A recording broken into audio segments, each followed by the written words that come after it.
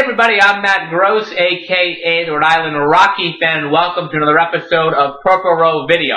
And what we're going to talk about today is basically just how the balance between the rotation, the bullpen, and the offense is going to work over the next couple of weeks, because I think that's kind of the key to the stretch the Rockies have coming up here.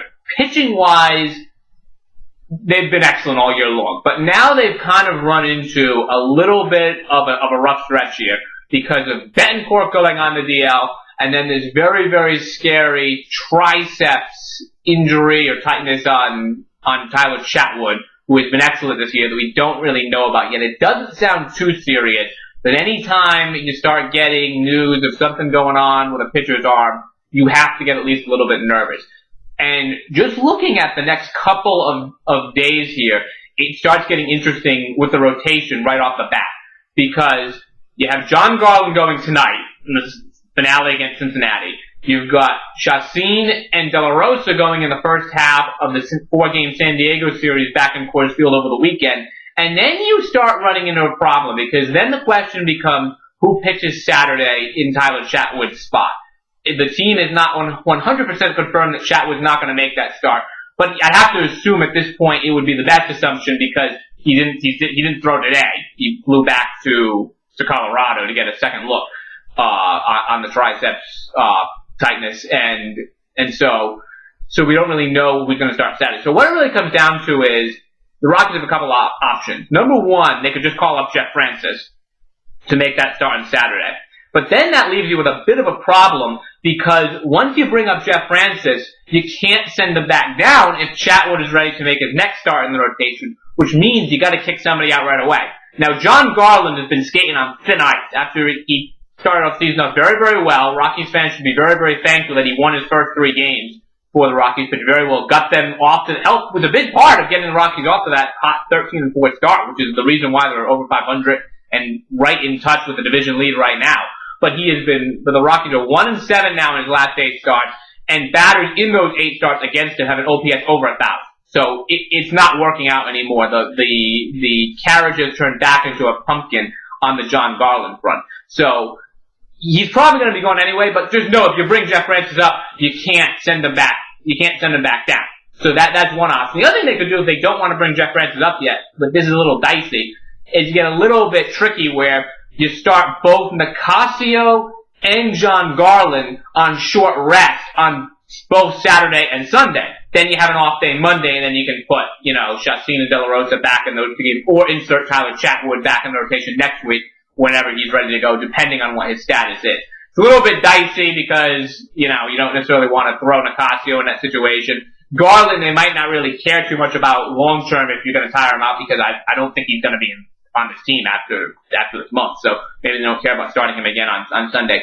That's a little tricky. But basically, the rotation's trying to get through these next couple, have to kind of skate through these next couple of weeks until we know what the stats on Chatwood is. Hopefully after another, 5-10 days, we'll have him with Chacín and De La Rosa locking down the top of this rotation.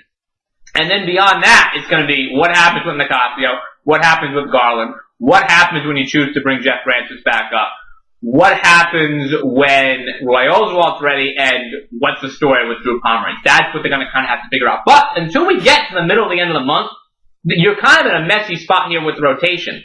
And it's made even more complicated by the fact that Rafael Betancourt is on the DL. And I've said this in the comments. I wrote this in Monday's Rock Pile as well, in one of your kind of the 10 bullet points, your thoughts on the season type deal. Is Betancourt's absence really doesn't hurt you much in the 9th inning. In fact, Rex Brothers is a better pitcher than Rafael Betancourt is right now. You can argue, is he better off to pitch the 9th or whatever the deal may be. But he's a better pitcher than him at this point. The problem becomes, good. Mark DeRosa just lined a base hit up the middle. I'm watching the Blue Jay Giant game. That's just double the lead, 4-0 now. In that game. It cannot get big enough for me in that game. So hopefully they'll deal the Giants a loss. That would be helpful there. They already took 2, them in Toronto to be 3 out of 4 in the year for the Blue Jays over the Giants. But in any case, if that holds, never big enough in AT&T Park for that team though. But so what we were talking about a second ago, the brothers the bullpen hurts you, the lack of the bullpen, is going to be in the middle inning. Because now, instead of just having Betancourt in the ninth, Belisle in the eighth, and then basically using Brothers as your firemen, you now have to use Escalona and Wilson Lopez in that role a little bit more. Maybe Outman if a lefty's up, or whoever you choose. But the bottom line is, the bullpen becomes shallower. You lose depth with Brothers being the closer. And that becomes especially dangerous if Chatwood's not able to make these starts. So what it really comes down to is you need to rely a little bit more on the offense, which as a group, has been a little bit disappointing this year. Amazingly, the Rockies have overachieved, or I shouldn't say overachieved, but have performed significantly better than many people thought they would going into the year. But the offense hasn't really been tremendous from top to bottom. They have four players who've been tremendous in Tulowitzki, Kadire, Gonzalez, and Fowler. Or even Fowler on a rough May.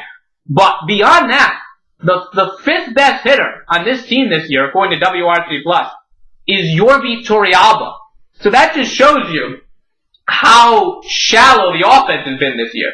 And that also is another reason why last night's win was so big.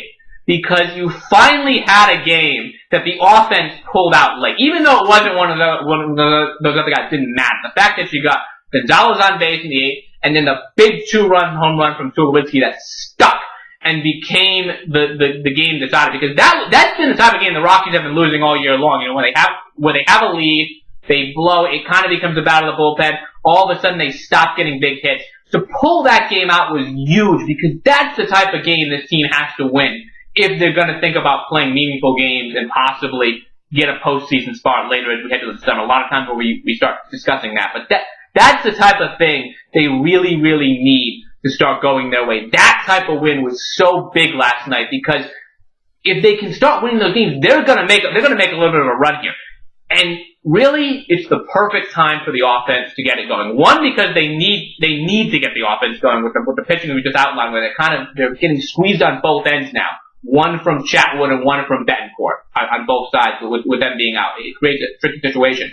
But the other reason is, the matchups against the Rockies in the next 11 games really play into the favor of the offense. They now need guys beyond the Tulowitzki, Gonzalez, Kadire, and Fowler quartet to step it up.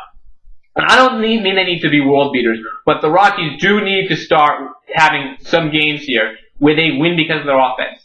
And the schedule helps them at this point. They just got a huge break this afternoon where the Reds had to put Johnny Cueto on the DL. So he will not be making that start this afternoon. So the Rockies have no Cueto in a hitter's ballpark in Cincinnati for this game. Then they come home for 10 games against the Padres, Nationals, and Phillies. Not a terribly difficult group. I mean, there's no real bad team in there. They're all decent. They're all in touch with 500. But there's no team on that list that really scares you to death. There's no Cardinals, there's no Diamondbacks, there's no Reds, there's no Giants, there's no Braves, there's no AL East team in there where you get the Yankees and Rays coming in where they both have 203 from the Rockies.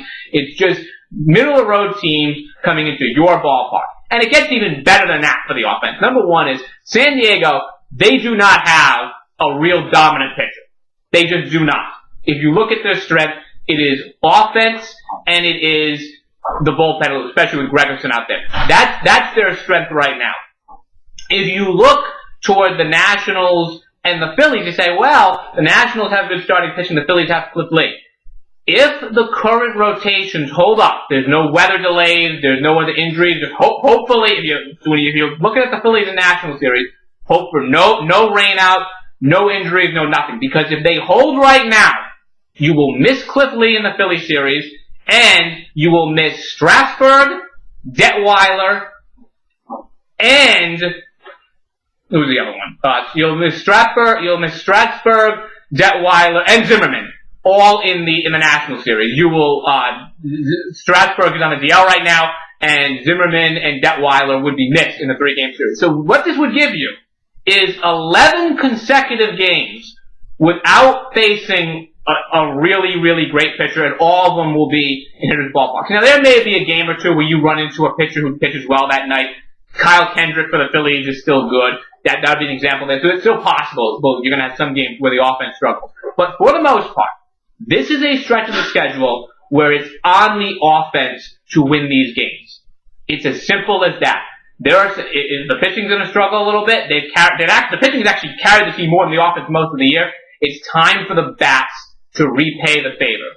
And that's where we're headed in the next couple of weeks. If the bats do their job, it could be a very, very fun couple of weeks. You could have a couple of walk-offs. You could have a big couple of comeback wins. You could have a 7-run taco nights, or that Root Sports will be raving about. So you have all of these things working together over the next couple of weeks. Hopefully that's what we'll see. Hopefully that'll be the story.